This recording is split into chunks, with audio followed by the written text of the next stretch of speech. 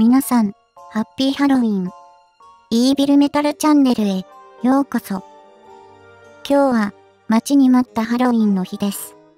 ハロウィンの日、10月31日はクリスマスよりもお正月よりも好きな日で、1年を通して一番大好きなイベントなんですよね。ハロウィンの日だからといって特別何かするわけではありませんが、なんか気分がウキウキしますよね。そんなハロウィンの日といえば、世界だとトリックオアトリート、日本だとコスプレをしている人が多いと思います。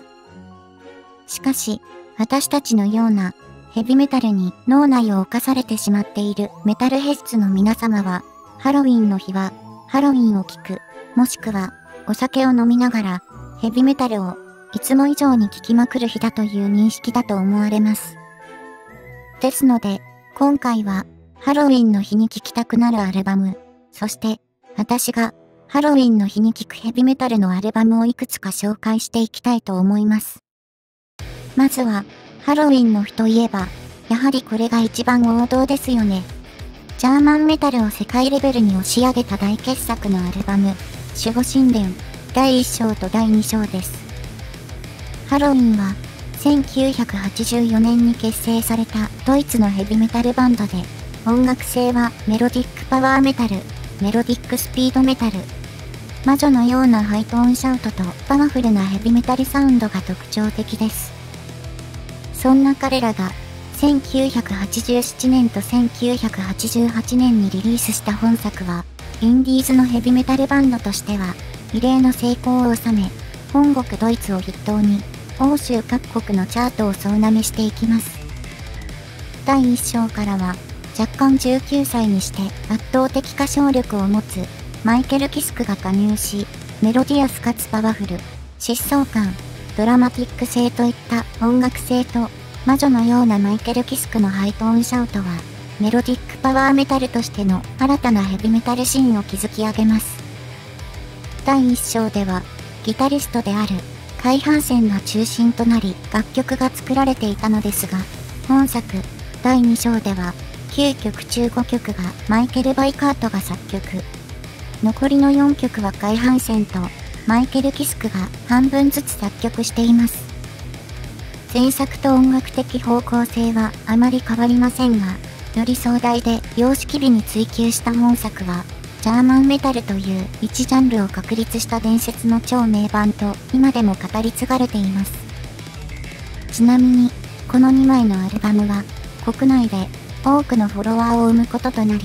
ハロウィンに似た音楽性や特徴を持つドイツのバンドたちは、ジャーマンメタルと呼ばれることになります。魔女のようなハイトーンシャウトと、メロディアスでパワフルな疾走感、そして、ところどころハロウィンを感じさせる楽曲があったりと、まさに、ハロウィンの日に聴くに、ふさわしいアルバム、ハロウィンの名にふさわしいバンドです。普段ヘビメタルを聴かない人でも、ハロウィンの日にハロウィンを聴けば、気分はもうハッピーハロウィンです。続いて紹介するアルバムは、ガンマレイのフィフスアルバム、Somewhere Out in Space。ガンマレイとは、先ほど紹介したハロウィンを脱退したカイ・ハンセンにより、1989年に結成されたバンド、というよりカイ・ハンセンのソロプロジェクトです。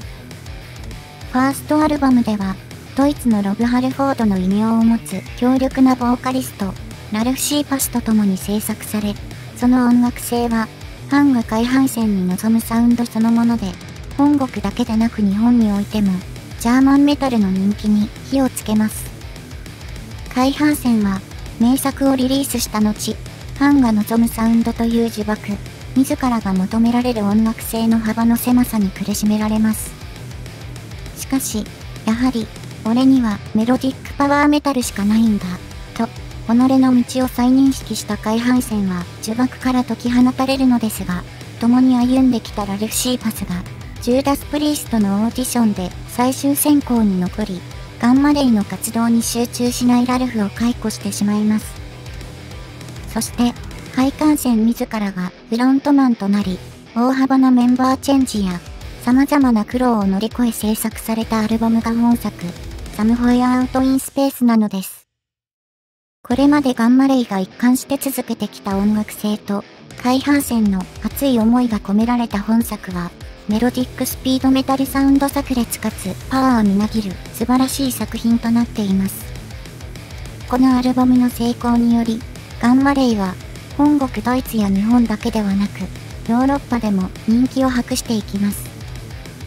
続いて紹介するアルバムは、日本メタル界の異端児、ベビーメタルの記念すべきファーストアルバム、ベビーメタル。ベビーメタルは、サマソニにてメタリカとセッションを行い、それをメタリカがツイッターに発信され、海外のメタルヘッズたちに知れ渡ります。ジューダス・プリーストのロブ・ハルフォードとも、セッションや一緒に写真を撮ったりと、メタルゴッドをもメロメロにしてしまうとは、彼女たちは恐ろしいですよ。そんな彼女たちが、2014年にリリースしたベビーメタルは、当時のヘビメタル業界を驚かせます。暑苦しい男たちによる音楽、ヘビメタルと、アイドルのような可愛らしい女の子たちの融合は見事にマッチし、化学反応を起こすのです。個人的には、ヘビメタル要素というより、エレクトロ要素の強いポストハードコアや、日本のビジュアル系におけるメタルコア要素が強いと感じます。縦乗りしたくなるザクザクとしたリフは、まさしくですよね。まあ、そんなことはさておき、激しい音楽と可愛らしい歌声の両方を堪能できる本作は、ハロウィンの日に聴くにはぴったりな音楽だと思います。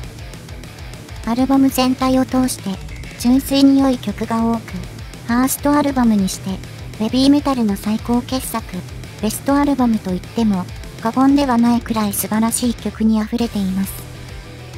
1980年代をヘビメタルと共に過ごした視聴者の皆様、ぜひ、ベビーメタルのコスプレをして、ヘドバンキャと叫んでみましょう。コスプレの自撮り待ってます。さて、そんなきつい冗談はさておき、最後に紹介するのは、私が今年のハロウィンに聴くアルバムをざっくり紹介したいと思います。おそらく、動画を投稿する頃には、お酒を飲みながら聴いているはずです。まず、1枚目は、クリエイターのサードアルバム、テリブル・サータンティです。セカンドアルバム、プレジャー・トゥー・キルの攻撃性と疾走感をそのままに、メロディアスさやドラマ性が大きく向上した本作は、暴虐性たっぷりの悪魔の血に染まった最強のアルバムとなっています。人を殺すことに快楽を覚えた悪魔が、再びハロウィンという日に現れ、渋谷に集まるただ騒ぎたいだけのコスプレ野郎たちを次々と殺戮し、東京という悪魔の街を血の街へと変えてしまう。そんなことを妄想しながらぜひ聞いてみてください。そうなると、この悪魔は、もしかすると、悪魔のコスプレをした正義のヒーローなのかもしれませんね。ちなみに、一番好きな曲は、4曲目の、As the World Burnsで、2分56秒から流れる、悪魔の悲痛な叫び声と言わんばかりのギターサウンドは鳥肌ものの悶絶ものです。続いて、2枚目は、ソドムのサードアルバム、エージェント・オレンジ。アルバムタイトル名である、エージェント・オレンジとは、ベトナム戦争の際、アメリカが大量散布した枯葉剤のことで、猛毒のダイオキシンが含んでおり、様々なヤバい現象を引き起こすとされています。そんな本作、エージェント・オレンジは、男気あふれる武骨なリフと狂気に満ちた攻撃性で、私たちメタルヘッズの脳内を汚染していきます。1曲目から、私たちの心臓を打ち抜いてくるので、気がついた頃には時すでに遅し、彼らの暗くて速いと表現される猛毒サウンドは体を蝕んでいきます。スレイヤーに通じるところはありますが、ただ爆走スラッシュメタルというわけではなく、疾走とミドルを使い分けられており、非常に洗練された素晴らしい作品と言えるでしょう。続いて最後に紹介するのは、デストラクション史上最大の問題作とされているアルバム、クラックドブレイン。このアルバムは、デストラクションの作品の中では、なかなかマニアックで地味な作品だと思っていて、その理由は、ボーカルのシュミヤが一度脱退し、別のボーカルに変わったことが影響しているからです。実際、前作のリスナーからは、不評で問題作扱いされているのですが、私は、全くこのアルバムを問題作とは思っていなくて、むしろ、かなり評価の高いアルバムなんですよね。曲はかなりキャッチーで、そこまでテクニカル要素が感じられるわけでもなく、かといってクオリティが高いわけでもないのですが、リフがめちゃくちゃ私好みで、聴いているだけで脳が幸せになるんですよね。これは、もう完全にドラッグですよ。中毒性とか、そんなレベルの日ではなく、聴いているだけで、ジャケット写真の彼のように廃人になってしまうんですよね。アルバムに収録されている曲は全曲いいのですが、その中でも、特に私のお気に入りの曲があって、その曲は7曲目に収録されている Die a Day Before You Are Born です。2分38秒から一気に疾走し、3分9秒からの展開とリフが大好きで、もうこのまま何もしなくて、このメロディーだけをずっと聴いておきたいって思うくらい廃人になってしまうんですよ。ただ音質が悪いので、いつかリマスター版を出してほしいのですが、再録ベストアルバムにいくつか収録されているので、リマスターは出なさそうな気がします。さて、今回は、ハロウィンの日に聴きたい音楽、私がハロウィンの日に聴く音楽を紹介していきました。こうやって振り返ってみると、ハロウィンの日にはジャーマンメタルを聴け、ということになりますね。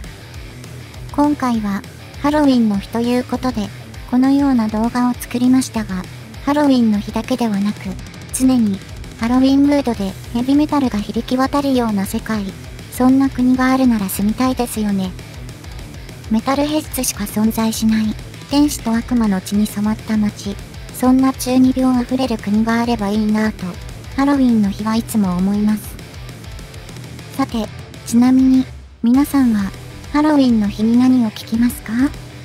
今聴いているアルバムや、ハロウィンの日は、このアルバムだろう、などがあればコメントで教えてください。それでは、皆さん、良いハロウィンライフを。